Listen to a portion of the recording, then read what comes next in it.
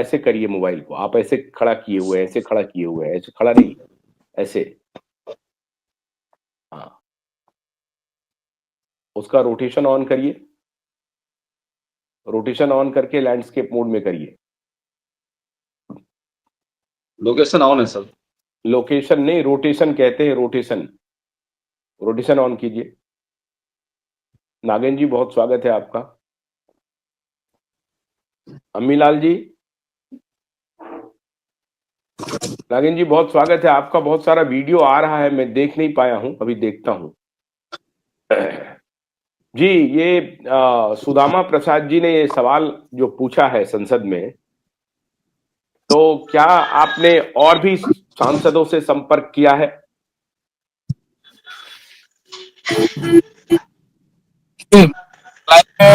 जितने भी साथी जुड़े हैं सबको मेरा नमस्कार, और जो लोग वाइव लाइव को देख रहे हैं सबको नमस्कार। और लग रहा है कि आशुतोष सर का तबीयत नहीं है, हाँ, क्या कल से 4-5 दिन से एकदम। हाँ, ठीक हो हाँ, वो जाएंगे देख एक के ही दो दिन पता में। चल रहा है। हाँ, 1-2 दिन में ठीक जल्द हो अच्छा हो जाइए। जी। पहले सबसे पहले आज पूरे देश के लोगों को, सहारा पीड़ित जो हैं उनको बहुत बहुत बधाई। अभी अभी झारखंड के राज्यपाल महोदय ने सरकार बनने के बाद जो अभिभाषण होता है, उस भाषण में सहारा का जो मुद्दा था, जो मैनिफेस्टो में झारखंड सरकार के द्वारा लिया गया था, इसके लिए विश्व भारतीय जनता संघ ने काफी मेहनत किया था। इसके लिए बहुत सा मुख्य क्रिटिसाइज भी आपके चैनल पर लोगों ने गालियां भी दिया था, लेकिन आज वो मेहनत रंग लाया। सुबह 10 बजे ही झारखंड सरकार की ओर से मुझे भेज दिया गया था पत्र कि ये अभिभाषण में लिया गया है आपका 11-12 नंबर पॉइंट पे।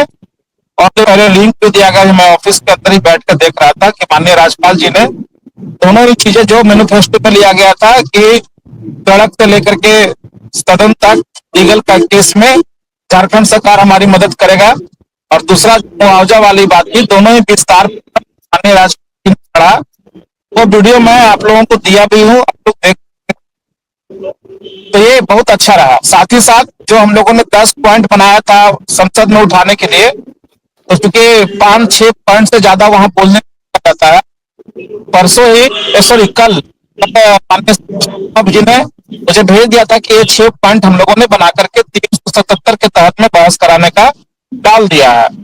अब लोकसभा में लोगों को जवाब देना पड़ेगा, सहकारिता मंत्रालय को भी देना पड़ेगा जो 5 पॉइंट है, और छठा पॉइंट जो है वो सीधे सीधे ministry of corporate and finance ministry का सवाल है। छठा नंबर 2012 का जजमेंट था, उस जो खेल खेला था लोगों के साथ में, और उसके बाद भी सरकार ने कार्रवाई नहीं किया, उसके बारे में इनको सदन में बातों को रखना पड़ेगा। ये बहुत अच्छा चीज हुआ। अभी तीसरा स्टेप भी हम लोग कहा है। तीसरा स्टेप में हमारे जो स्थानीय झारखंड की सरकार जो है, माननीय राहुल गांधी के समय मांगा जा रहा है मिलने के लिए। वो हमारे स्थानीय यहाँ के विधायक हैं माननीय अरूप चटर्जी जी, जिनको हम लोगों ने जितवाया इस बार, और कई सांसदों के साथ हमारी बातें हुई है। पूरी टीम यहाँ से बहुत जल्द माननीय राहुल गांधी से मिलने का प्रयास किया जा रहा है कि इंडिया गठबंधन की ओर से पार्लियामेंट में इसको स्पेशल चर्चा करा जाए, ताकि दूध का दूध और पानी का पानी हो। तो ये सारी तैयारी हम लोग की चल रही। कुछ तैयारियां ऐसी है जो अभी हम लोग डिस्क्लोज नहीं कर रहे हैं, वो अपने आप लोगों को महीना में पता चल जाएगा। और सीधे वो तैयारी ऐसी है कि सहारा प्रबंधन के साथ में या तो हम लोगों का पैसे का भुगतान कर दे, या वो जेल जाने के लिए तैयार रहे, और झारखंड की जेल उनके लिए सज रही है। ये सीधी सी बात है। बाकी उसमें क्या क्या काम हम लोग कर रहे हैं उस कुछ नहीं करेंगे, लेकिन बहुत अच्छे तरीके से काम हो रहा है। धन्यवाद। एक चीज जानना चाह रहा था नागेंद्र जी आपसे, ये अरूप चटर्जी, अगर मैं भूल नहीं रहा हूं, तो ये अरूप चटर्जी कभी हमारे साथ सहारा में थे और एक टेलीविजन चैनल चला, नहीं नहीं नहीं, चैनल नहीं, ये वो है या कोई और? हमारे निरसा, नहीं नहीं, ये अलग है। ये अरूप चटर्जी हमारे निरसा के माननीय विधायक 3 बार पहले कर रह चुके हैं। पिछले बार हार गए थे, फिर इस बार वो जीत कर 4 बार, चौथा बार का विधायक। और उनके पिताजी का नाम सुने होंगे, गुरदास चटर्जी। जब बिहार झारखंड एक था तो 4 बार वो यहाँ के विधायक रह चुके हैं। और माननीय शिबू सोरेन जी और गुरदास चटर्जी झारखंड आंदोलन में एक साथ लड़ रहे थे, AK राय जी और बहुत सारे लोग, अगर पुराना आर्टिकल आप देखे होंगे तो आपको पता चल जाएगा इन लोगों का इतिहास, और बहुत ईमानदार लोग हैं। आज भी आप हाँ विश्वास नहीं करेंगे, 4 बार विधायक रहने के बाद हम लोगों का बीसीसीएल का जो क्वार्टर होता है लेबर लोगों का, उसी क्वार्टर में वो विधायक आज भी रहते हैं। अब इसका आगे बहुत ईमानदार है, इसमें कोई शक लेकिन नहीं।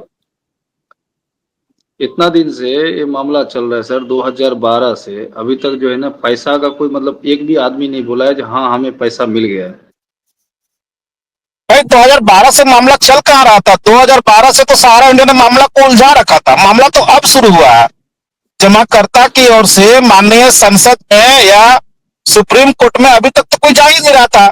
सब लोग तो सहारा की महिमा मंडित करने में ही लगे हुए थे कि यही हम लोगों का सब कुछ है, और आज सब सहारा कुछ का इतना पैसा है। सीधे सीधे लोगों को बता रहे हैं कि सहारा गलत था, ना सरकार गलत है। सरकार तो खैर गलत है कि बहुत जगह संरक्षण दिया है, लेकिन कोर्ट कहीं से गलत नहीं था। कोर्ट को इन लोगों ने गुमराह किया था, और अब सुप्रीम कोर्ट में बहुत जल्द ये मामला उठेगा और आप देखेंगे वहां से भी न्याय होगा। ज्यादा से ज्यादा 3 से 4 महीना में केस क्लाइमेक्स होगा।